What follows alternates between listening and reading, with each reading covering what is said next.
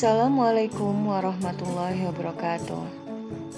Di mata kuliah Pendidikan Kewirausahaan, pertemuan ketiga ini, kita akan membahas tentang menggali ide bisnis. Adapun tujuan pembelajaran yang hendak dicapai melalui pembahasan kita kali ini adalah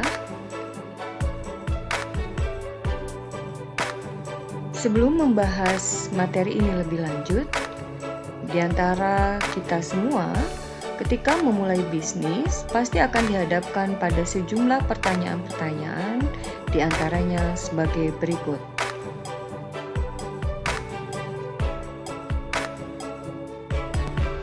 Pada materi kali ini, kita akan mengidentifikasi segala sesuatu atau informasi yang berkaitan dengan lingkungan internal maupun eksternal.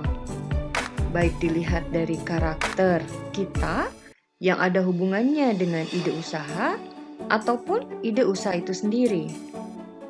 Kemudian kita juga akan mempelajari cara memanfaatkan hasil analisa untuk mengambil keputusan terkait ide usaha. Artinya bahwa kita akan mempelajari bagaimana memilih dan menggali ide bisnis yang tepat melalui berbagai analisa, seperti analisis pro kontra, SWOT, dan analisis pesaing. Di kesempatan ini, kita hanya akan membahas dua analisis saja, yaitu analisis pro kontra dan SWOT. Sementara analisis pesaing kita akan bahas di pertemuan berikutnya. Analisa pro kontra biasanya dipakai ketika seseorang atau sebuah tim hendak mengambil suatu keputusan. Analisa ini dipakai ketika pemula usaha menilai apakah ide usaha yang diusulkan itu layak untuk dijalankan atau tidak.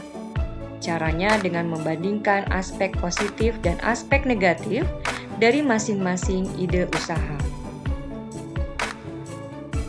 Analisis sederhana ini digunakan jika terdapat lebih dari satu ide usaha, misalnya 2, 3, atau lebih dari itu.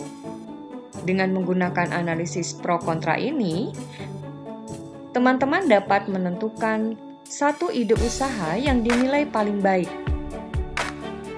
Pada pengusaha pemula, yang sifat bisnisnya kebanyakan adalah modal kecil dan sederhana, maka analisis ini dilakukan secara sederhana pula. Dalam kaitannya dengan penggalian ide usaha, berikut ini merupakan pertimbangan-pertimbangan dalam menganalisis pro dan kontra.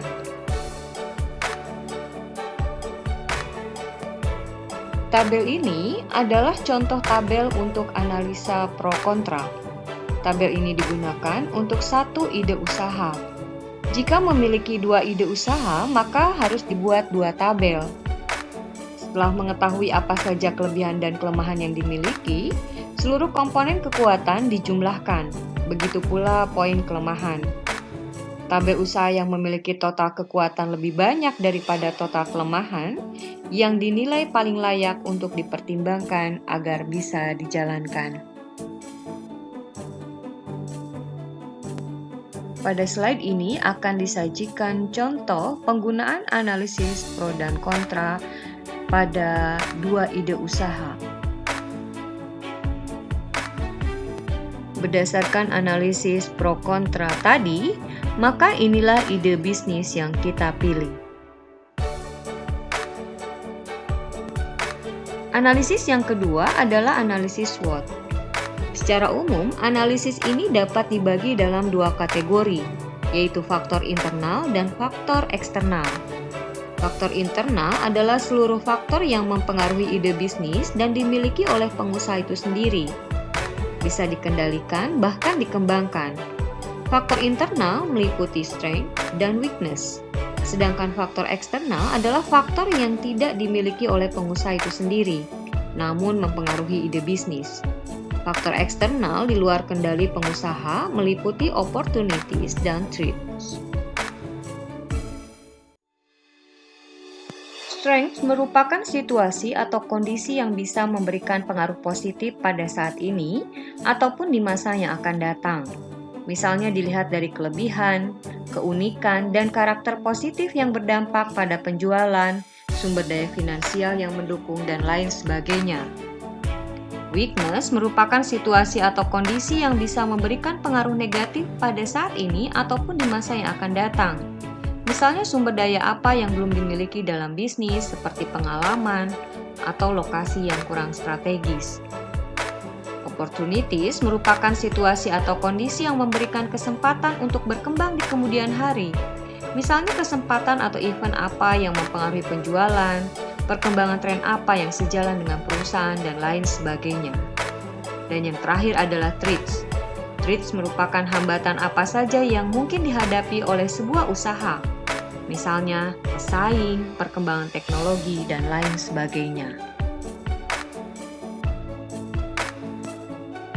Analisis SWOT dapat membantu pengusaha dalam mencari, mengumpulkan, dan mencatat informasi yang lebih detail dan rinci, sehingga pengusaha mampu untuk memaksimalkan apa yang dimiliki dan mengatasi kelemahan serta ancaman yang akan muncul. Informasi yang digunakan dalam analisis SWOT adalah informasi yang berasal dari usulan ide usaha yang telah lolos dalam analisa pro dan kontra. Berikut tabel analisis SWOT. Setelah melakukan analisis SWOT, pengusaha dapat memikirkan cara untuk memaksimalkan kekuatannya, mengatasi kelemahannya, memanfaatkan peluang yang ada, serta bersiap menghadapi ancaman dan gangguan yang muncul.